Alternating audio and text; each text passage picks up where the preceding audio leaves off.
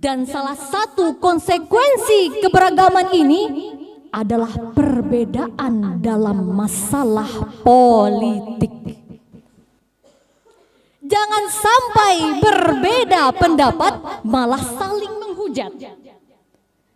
Jangan sampai berbeda pilihan malah terjadi perpecahan. Bahkan yang tadinya saudara kini terasa asing seperti orang lain.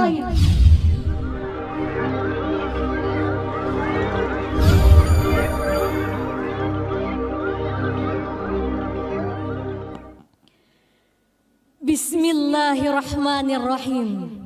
Dari Aceh hingga Papua, kita berkumpul di Palangkaraya. Sambutlah salam dari saya, itu tandanya kita bersaudara. Assalamualaikum warahmatullahi wabarakatuh.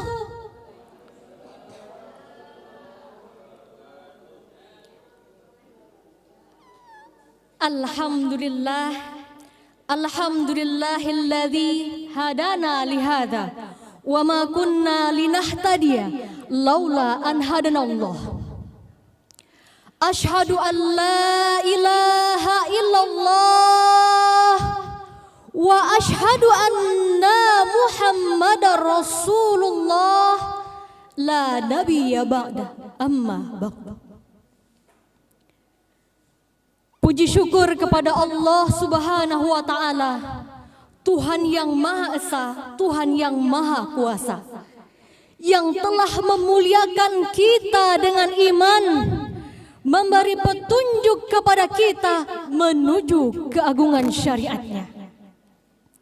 Allah yang Maha Pengasih tanpa pilih kasih, Allah yang Maha Penyayang, yang kasih sayangnya tiada terbilang.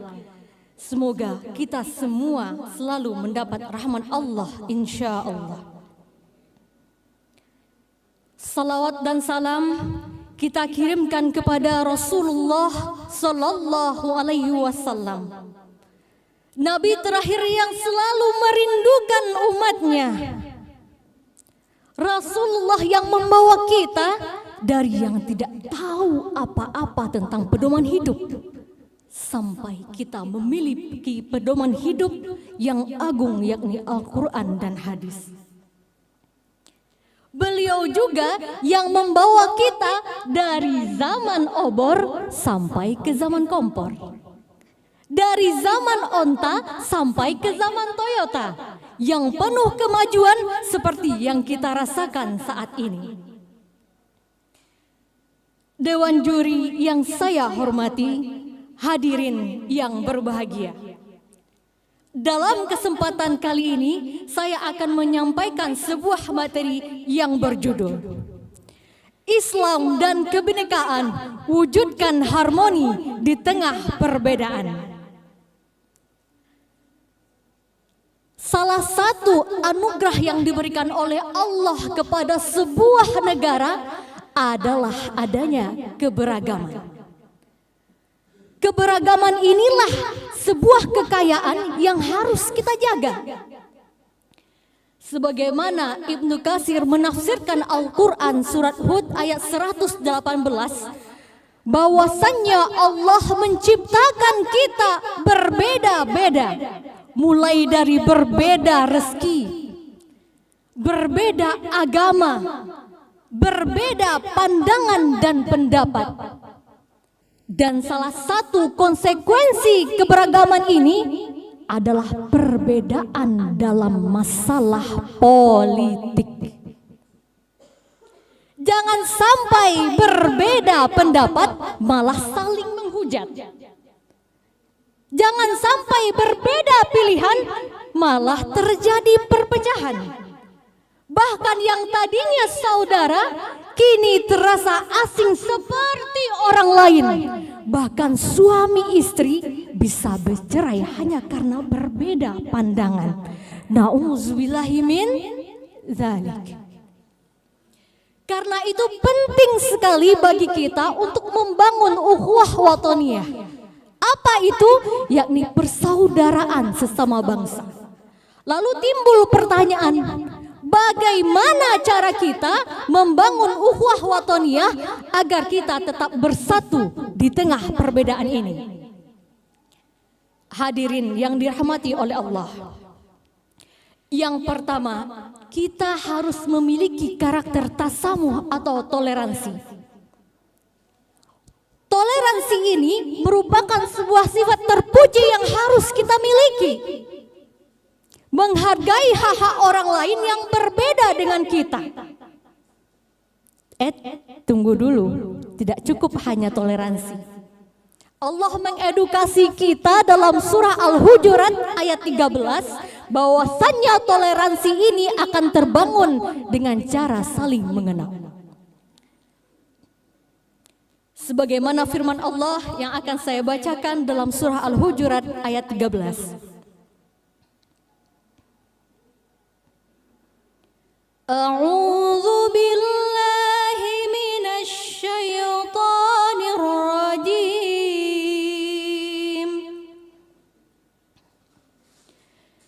Bismillahirrahmanirrahim. Ya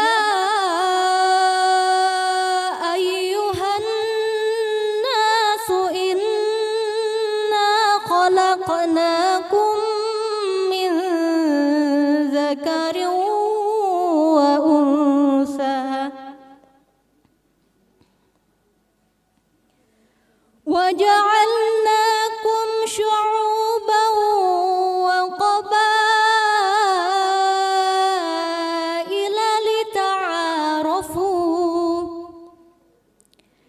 Dalam tafsir Jalalain dikatakan bahwasannya Allah menciptakan kita berbeda-beda untuk saling mengenal. Tidak hanya sebatas kenal nama saja. Misalnya yang tampil sekarang saya Devi, Bapak dan Ibu. Saya kampungnya di Sumatera Barat, merantau ke Jawa untuk bekerja. Jangan sampai saya dipaksa memakan gudeg Jogja yang manis, ternyata sukanya nasi Padang. Bapak suka nasi Padang, Pak? Jadi ada keberagaman tradisi dan budaya yang harus kita gali untuk menumbuhkan toleransi.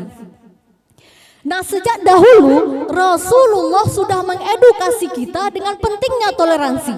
Apa buktinya? Dengan adanya Piagam Madinah dan Perjanjian Hudaybiyah. Rasulullah selalu menjaga perdamaian dan kerukunan dengan masyarakat Madinah dan kota Mekah. Kemudian yang kedua hadirin, harus ada rasa cinta tanah air. Hubbu waton minal iman, cinta tanah air sebagian dari iman. Berarti kalau orang yang tidak cinta tanah air berarti dia tidak beriman. Bangunlah rasa sense of belonging, rasa memiliki kita terhadap tanah air ini, supaya kita semakin peduli. Sebagaimana Rasulullah berdoa dalam sabdanya, Ya Allah, tumbuhkanlah rasa cinta kepada kami terhadap kota Madinah, sebagaimana kami cinta terhadap kota Mekah atau melebihi Mekah. Hadis riwayat Bukhari. Kemudian yang ketiga, harus ada ta'awun, tolong menolong, atau yang kita akrab dengan telinga kita, gotong royong, Bapak dan Ibu. Allah berfirman dalam surah Al-Maidah penggalan ayat 2 yang berbunyi, Bismillahirrahmanirrahim. Wa ta'awanu 'alal birri wattaqwa wa la ta'awanu 'alal itsmi wal 'udwan.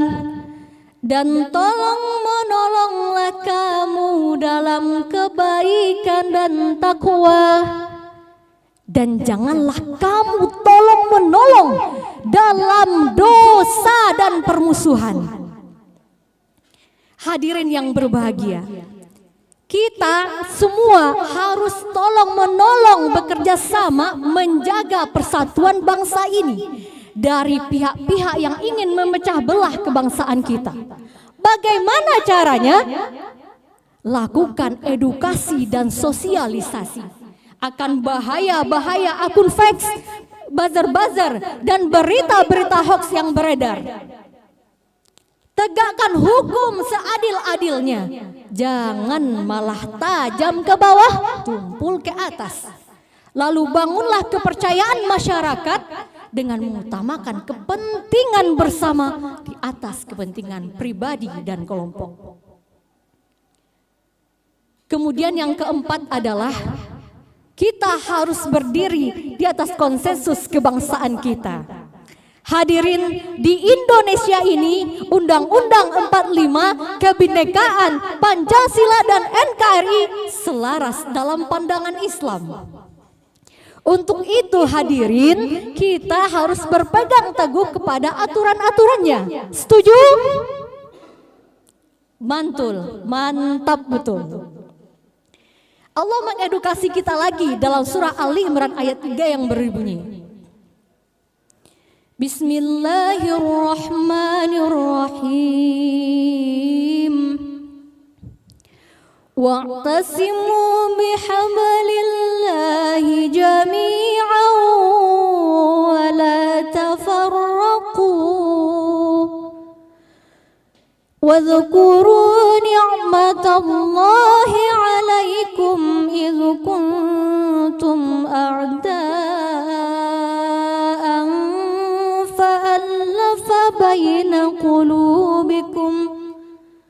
فألف بين قلوبكم فأصبحتم بنعمته إخوانا. Yang artinya, berpegang teguhlah kamu semua kepada tali agama Allah dan janganlah bercerai-berai. Ingatlah dahulu ketika kamu bermusuhan, lalu karena nikmat Allah kamu disatukan, lalu kamu menjadi saudara. Dalam tafsir As-Sa'adi dikatakan, Allah mencintai hambanya yang senantiasa menjaga persatuan, hadirin. Dan Allah tidak suka orang-orang yang terpecah belah. Lalu Allah mencintai orang-orang yang mengingat nikmatnya. Hadirin, untuk itu semoga kita bisa melaksanakan dan merealisasikan apa yang saya sampaikan tadi, agar kita tetap bersatu di tengah perbedaan. Demikian yang dapat saya sampaikan. Kepada manusia saya memohon maaf, kepada Allah saya memohon ampunan. Semoga kita semua memperoleh manfaat dan menjadi hamba-hamba yang bermanfaat. 718 bahasa daerah, kita bersatu karena bahasa Indonesia. Walaupun kita tidak sedarah, semoga persatuan tetap kita jaga. Billahi taufik wal hidayah wa ridha wal inayah. Wassalamualaikum warahmatullahi wabarakatuh.